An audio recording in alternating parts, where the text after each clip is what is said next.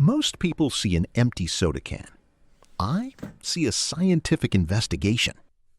Today I'm using the xTool F2 UV laser to find the best setting for getting a proper black mark on aluminum. So, naturally, I made a skull army. 6 skulls, 6 different settings. Dot duration from 300 all the way up to 1300, and DPI from 500 all the way up to 1500.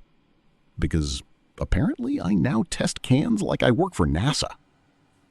The first results were decent. Some skulls looked sharp, some looked like they had been through a house fire. But 2 settings stood out. Dot duration 500 with 700 DPI, and dot duration 700 with 900 DPI. So I made both skulls bigger and sent them into the final round. And this is where we found the winner.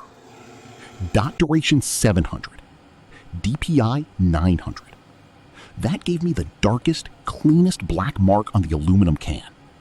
So there we go. Science completed.